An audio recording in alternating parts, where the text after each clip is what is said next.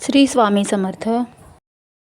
आज आपण बनवणार आहोत खमंग खुसखुशीत अशा आळूच्या वड्या. आळूच्या वड्या बनवण्यासाठी आपल्याला एका मिक्सरच्या भांड्यामध्ये लसूण, हिरवी मिरची, कोथिंबीर आणि जिरे यांचं छान असं पेस्ट करून घ्यायची आहे. आता आपण दुसरीकडे एका प्लेटमध्ये बेसन पीठ घेऊ आणि बेसन पिठामध्ये 2 चमचे तांदळाचे पीठ घेऊ. हळद आणि अर्धा चमचा आपण मीठ टाकून घेऊ. अळूच्या पानांची तुम्ही पातळ भाजी देखील बनवू शकता. त्याला अळूचं फतफतं असे म्हणतात. अळूचं फतफतं हे शरीरासाठी चांगले असते. त्याने शरीराला खूप असा फायदा होतो. आता आपण बेसन पिठामध्ये तीळ टाकून घेऊ. तिळामुळे आळूच्या वड्या छान होतात आणि त्याची चव देखील छान येते. तुम्ही आळूच्या वड्यांमध्ये चिंचेचा कोळ आणि रवा देखील टाकू शकता.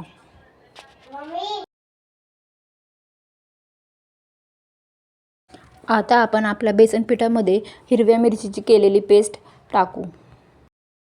आता आपण हे मिश्रण छान असं एकत्रित करून घेऊ.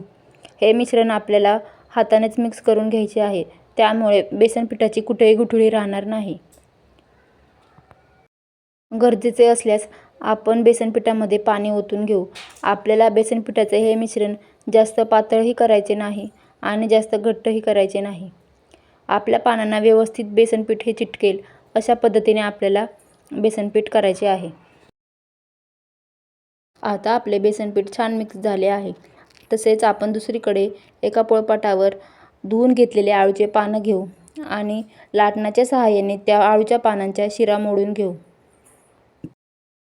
एक एक करून आपल्याला सगळ्या आळूच्या पानांच्या शिरा मोडून घ्यायच्या आहेत, ज्यामुळे ते दाताखाली येणार नाही आणि कचकच अशा लागणार नाहीत. आता आपल्या सगळ्या आळूच्या पानांच्या शिरा मोडून झाल्या आहेत. आपण त्याच पोळपाटावर एक मोठं पान घेऊ आणि त्यावरती व्हिडिओ दाखवल्याप्रमाणे बेसन पीठ पसरवून घेऊ. बेसन पीठ आपल्याला आळूच्या पूर्ण पानाला लावून घ्यायचे आहे. पूर्ण कडेपर्यंत बेसन पीठ जाईल याची आपल्याला काळजी घ्यायची आहे. आता एका पानाला आपले पूर्ण बेसन पीठ लावून झाले आहे. त्यावरच आपण दुसरं पान घेऊन त्यावर देखील अशाच पद्धतीने बेसन पीठ लावून घेणार आहोत.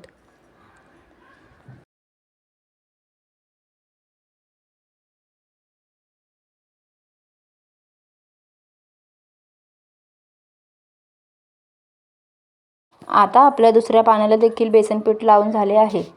आता आपण त्यावर तिसरे पान ठेवू आणि ते देखील व्यवस्थितरित्या त्याला बेसन पीठ लावून घेऊ. बेसन पीठ पूर्ण पानांच्या कडेपर्यंत गेले पाहिजे.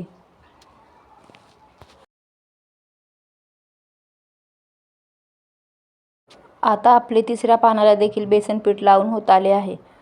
आपण पूर्ण पानाच्या कडेपर्यंत बेसन पीठ जाईल याची काळजी घेऊ आणि बेसन पीठ लावू. बेसन पीठ लावून झाल्यानंतर आपण त्या पानाची अशी गोल घडी घालून घेणार आहोत. गोल गुंडाळा करून घेणार आहोत, ज्यामुळे आपल्याला त्याच्या वड्या छान पाडता येतील.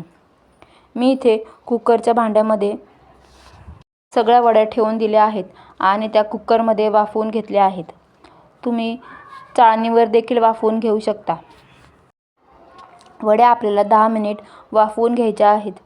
10 मिनिटानंतर कुकर मी थंड होऊ दिला. तसेच दुसरीकडे गॅसवरती तेल तापवायला ठेवले आहे. आता आपला कुकर छान थंड झालेला आहे. आता आपण वड्या हळूच काढून घेऊ. तुम्ही बघू शकता आपल्या वड्या किती छान उकडल्या गेलेल्या आहेत. आपल्या वड्या एकही चिकटली गेलेली नाही आणि एकही ओलसर राहिलेली नाही. त्यामुळे तुम्ही देखील अशाच पद्धतीने वड्या उकडून घ्या, ज्यामुळे वड्या एकमेकांना चिकटणार नाहीत आणि छान अशा उकडून येतील. आपली वडी आता आपण सुरीच्या सहाय्याने चिरून घेऊ. वड्या छान उकडल्या गेल्या की त्या आपल्याला छान चिरता येतात. त्या कच्च्या राहिल्या तर त्या चाकूला चिकटतील आणि आपल्याला त्या व्यवस्थित अशा चिरता येणार नाही. आता आपले तेल गरम झाले आहे. आपण तेलामध्ये हळूहळू एक एक करून वड्या सोडून घेणार आहोत आणि मीडियम टू लो फ्लेमवरती छान अशा क्रिस्पी होईपर्यंत तळून घेणार आहोत. वड्या आपल्याला सुरुवातीला मीडियम गॅसवरती फ्राय करायच्या आहेत आणि त्यानंतर आपल्याला त्या लो गॅसवरती तळायच्या आहेत, जेणेकरून वड्या छान अशा क्रिस्पी होतील, खायला खमंग आणि खुसखुशीत लागतील. जर तुम्ही मोठ्या फ्लेमवरती वड्या तळल्या तर त्यावरून पटकन लाल होतील आणि आतमध्ये तशाच कच्च्या राहतील.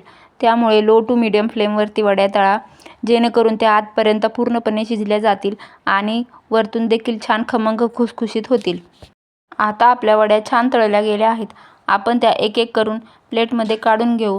तुम्ही बघू शकता आपल्या वड्या किती छान खमंग खुसखुशीत झाल्या आहेत आणि तीळ देखील किती छान वरती आले आहे. तुम्ही देखील अशाच पद्धतीने वड्या बनवा. व्हिडिओ आवडल्यास लाईक करा अँड थँक्स फॉर वॉचिंग.